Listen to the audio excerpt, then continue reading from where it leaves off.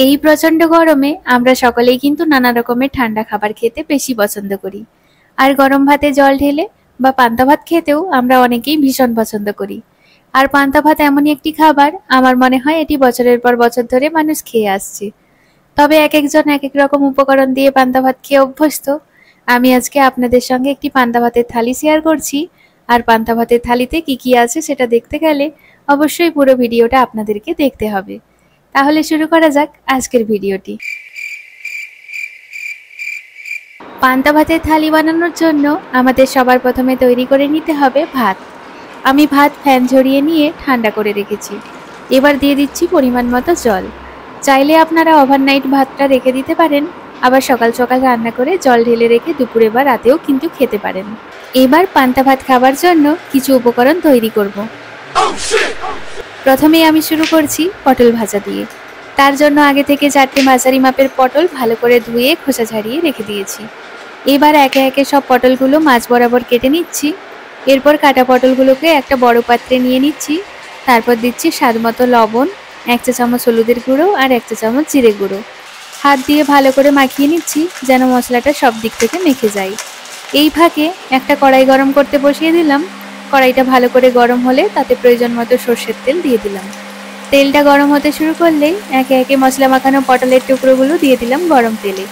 প্রথমে একটা পিঠ ভালো করে ভেজে নিচ্ছি, হালকা সোনালি বাদামি রং এলেই উল্টে দিচ্ছি যাতে আরেকটা পিঠ সমানভাবে ভাজা হয়। এইভাবে দুটো পিঠই উল্টে পাল্টে সুন্দর করে ভেজে একটা প্লেটে তুলে রাখছি। গরম গরম খেতেও যেমন মজা, তেমন পান্তা ভাতের সঙ্গেও কিন্তু দারুণ মানায়। এবার পালা বেগুন ভাজার। এই জন্য একটা বড় সড়ো বেগুন নিয়ে একেবারে পাতলা পাতলা করে কেটে রেখে দিয়েছি।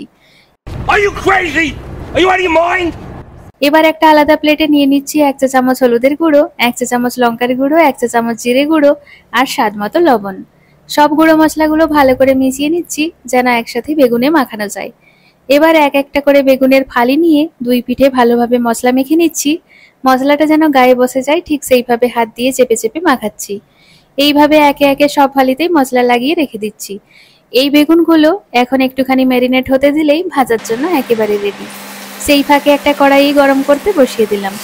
কড়াইটা ভালো করে গরম হলে তাতে প্রয়োজন মতো সর্ষের তেল দিয়ে দিলাম। তেলটা গরম হতে শুরু করলেই একে একে মশলা মাখানো বেগুনের টুকরোগুলো দিয়ে দিলাম গরম তেলে। প্রথমে এক পিঠটা ভালো করে ভেজে নিচ্ছি, হালকা সোনালি বাদামি রং এলেই উল্টে দিচ্ছি যাতে আরেকটা পিঠ ঠিক ততটাই ভালোভাবে ভাজা হয়। এইভাবে দুই পিঠই উল্টে পাল্টে সুন্দর করে ভেজে প্লেটে তুলে রাখছি। গরম গরম খেতে যেমন মজা, তেমনই পান্তা ভাতের সঙ্গেও কিন্তু দারুণ মানায়। এবার তৈরি করব আলু মাখা। একদম সাদামাটা কিন্তু পান্তা ভাতের থালির হিরো। তার জন্য আগে থেকেই 5টা মাঝারি সাইজের আলু খোসা ছাড়িয়ে রেখেছি। এবার একে একে প্রতিটা আলু মাছ বরাবর 2 টুকরো করে কেটে নিলাম যাতে সেদ্ধ হতে সময় কম লাগে। এখন একটা কড়াইতে জল গরম দিয়ে তাতে আলুর টুকরোগুলো বসিয়ে দিলাম সেদ্ধ হওয়ার জন্য। আলুগুলো নরম হয়ে গেলে, মানে চামচ দিয়ে একটু চাপ দিলেই যদি ভেঙে যায়, এই অবস্থায় গ্যাস থেকে নামিয়ে নিলাম।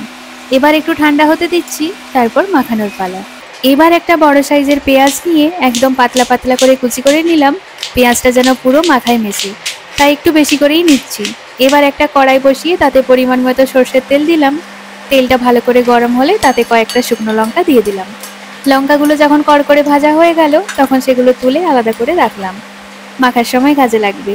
এখন ওই তেলেই দিয়ে দিলাম কুচনো পেঁয়াজ। পেঁয়াজটা হালকা বাদামি রং না হওয়া পর্যন্ত ভালোভাবে ভেজে তুলে নিলাম। এখন এই ভাজা পেঁয়াজ আর শুকনো লঙ্কা মিশে যাবে সেদ্ধ আলুর সঙ্গে। এবার আলু মাখার একেবারে ক্লাইম্যাক্স। আগে থেকে ভেজে রাখা শুকনো লঙ্কাগুলো হাত দিয়ে চটকে একদম ভেঙে নিলাম যেন মাখার মধ্যে ঝালটা ছড়িয়ে যায় ঠিকঠাক ভাবে। তারপর সেই ভাঙা লঙ্কা আর আগে থেকে ভেজে রাখা পেঁয়াজটাও ভালো করে একসাথে মেখে নিলাম। এবার সেই মশলা মাখানো মিশ্রণের মধ্যে দিয়ে দিলাম সেদ্ধ করা আলু। আলুগুলোকে হাত দিয়ে চটকে চটকে একদম নরম করে নিলাম যেন কোনো দলা না থাকে। এবার দিলাম স্বাদ মতো লবণ আর 1 চা চামচ কাঁচা সর্ষের তেল। এই তেলটাই কিন্তু পুরো আলু মাখায় একটা আলাদা ঘ্রাণ আর স্বাদ এনে দেয়।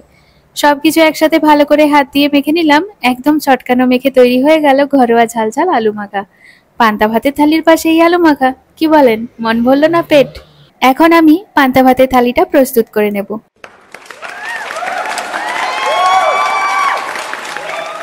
প্রথমে একটা বড় পাত্রে আমি প্রয়োজন মতো পান্তা ভাত নিয়ে নিলাম।